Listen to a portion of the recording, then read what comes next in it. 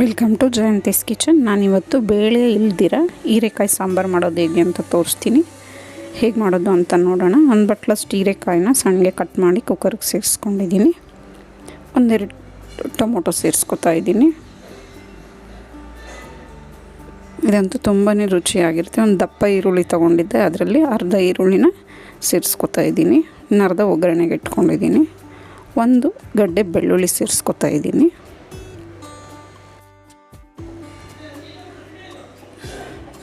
ಹುಣಸೆಹಣ್ಣು, ಗೋಲಿ ಗಾತ್ರದ ಹುಣಸೆಹಣ್ಣು ಸೇರಿಸ್ಕೊತಾ ಇದ್ದೀನಿ. ಒಣಮೆಣಸಿನ್ಕಾಯಿ, ಒಂದು 8 ಒಣಮೆಣಸಿನ್ಕಾಯಿ ಸೇರಿಸ್ಕೊತಾ ಇದ್ದೀನಿ. ಒಂದು 1/4 ಟೇಬಲ್ ಸ್ಪೂನಷ್ಟು ಜೀರಿಗೆ ಸೇರಿಸ್ಕೊತಾ ಇದ್ದೀನಿ. ಈಗ ಈ ತರಕಾರಿ ಮುಳುಗೋಷ್ಟು ನೀರು ಸೇರಿಸ್ಕೊಂಡು ಬೇಯಿಸ್ಕೊಳ್ಳೋಣ. ಇದನ್ನು ಒಂದು ಸತಿ ನೀಟಾಗಿ ಮಿಕ್ಸ್ ಮಾಡ್ಕೊಳ್ಳೋಣ, ಎಲ್ಲ ಮಿಕ್ಸ್ ಆಗೋ ರೀತಿ. ಈಗ ಕುಕ್ಕರ್ನ ಕ್ಲೋಸ್ ಮಾಡಿಕೊಂಡು ಒಂದು ಕೂಗು ಬರೆಸ್ಕೊಳ್ಳೋಣ. ಈಗಿದು ಬೆಂದಿದೆ. ಇದನ್ನು ಆರಿಸಿ ತಣ್ಣಗಾದ್ಮೇಲೆ ರುಬ್ಕೋಬೇಕು. ಒಂದು ಮಿಕ್ಸಿ ಜಾರ್ಗೆ ನಾನು 1 ಹಿಡಿಯಷ್ಟು ಕಾಯಿಚೂರು ಸೇರಿಸ್ಕೊತಾ ಇದ್ದೀನಿ. ಈಗ ನಾವು ಬೇಯಿಸಿಟ್ಕೊಂಡಿರೋ ಹೀರೆಕಾಯಿನೆಲ್ಲ ಮಿಕ್ಸಿ ಜಾರ್ಗೆ ಸೇರಿಸ್ಕೊಂಡು ರುಬ್ಕೊಳ್ಳೋಣ. ದಿನ ಬೇಳೆ ಸಾಂಬಾರು ತಿಂದು ಬೇಜಾರಾಗಿದ್ದಾಗ ಈ ರೀತಿ ಸಾಂಬಾರು ಮಾಡಿಕೊಂಡ್ರೆ ತುಂಬ ರುಚಿಯಾಗಿರುತ್ತೆ ಮತ್ತು ಬೇಗನೂ ಮಾಡ್ಕೋಬೋದು. ಇದನ್ನೆಲ್ಲ ಸೇರಿಸ್ಕೊಂಡಾಗಿದೆ. ಈಗ ಇದನ್ನು ರುಬ್ಕೊಬರೋಣ. ಈಗ ಇದು ರುಬ್ಕೊಂಡಾಗಿದೆ. ಒಗ್ಗರಣೆ ಮಾಡ್ಕೊಳ್ಳೋಣ.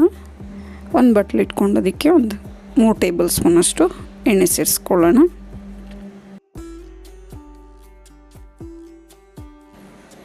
ಎಣ್ಣೆ ಕಾದ್ಮೇಲೆ ಸಾಸಿವೆ ಒಂದು ಅರ್ಧ ಟೇಬಲ್ ಸ್ಪೂನ್ ಸೇರಿಸ್ಕೊಳ್ಳೋಣ.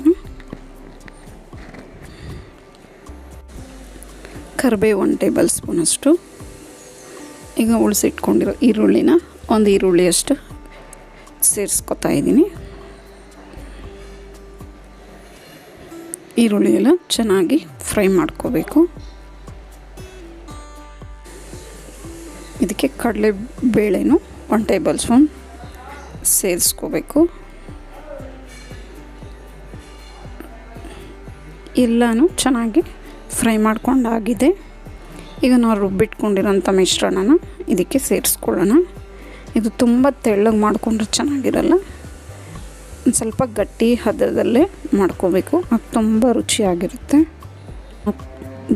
ಮುದ್ದೆ ಜೊತೆಗೆ, ಚಪಾತಿ, ದೋಸೆ ಯಾವುದ್ರ ಜೊತೆಗಾದರೂ ತಿನ್ಬೋದು. ತುಂಬಾ ಚೆನ್ನಾಗಿರುತ್ತೆ. ಅನ್ನ ಮುದ್ದೆಗಂತೂ ತುಂಬಾ ಚೆನ್ನಾಗಿರುತ್ತೆ. ರುಚಿಗೆ ತಕ್ಕಷ್ಟು ಉಪ್ಪು ಸೇರಿಸ್ಕೊಳ್ಳೋಣ. ತರಕಾರಿ ಸಾಂಬಾರು ಮಾಡಿದಾಗ ತರಕಾರಿ ಎಲ್ಲ ಆರಿಸಿಡ್ತಾರೆ ಮಕ್ಕಳು. ಈ ರೀತಿ ಮಾಡೋದ್ರಿಂದ ಯಾವ ತರಕಾರಿನೂ ಆರಿಸಿಡೋಕ್ಕಾಗಲ್ಲ, ಹಾಗೆ ತಿಂತಾರೆ. ಎಲ್ಲ ಮೈಗೆ ಸೇರುತ್ತೆ. ಇದನ್ನು ಹೀರೆಕಾಯಿ ಬಜ್ಜಿನೂ ಅಂತಾರೆ. ಈಗ ರುಚಿಕರವಾದ ಹೀರೆಕಾಯಿ ಸಾಂಬಾರು ರೆಡಿಯಾಗಿದೆ. ನಿಮಗೆ ಈ ವಿಡಿಯೋ ಇಷ್ಟ ಆದರೆ ಲೈಕ್, ಶೇರ್ ಆ್ಯಂಡ್ ಸಬ್ಸ್ಕ್ರೈಬ್ ಮಾಡಿ. ನಿಮ್ಮ ಅನಿಸಿಕೆ, ಅಭಿಪ್ರಾಯವನ್ನು ಕಮೆಂಟ್ಸ್ ಮೂಲಕ ತಿಳಿಸಿ.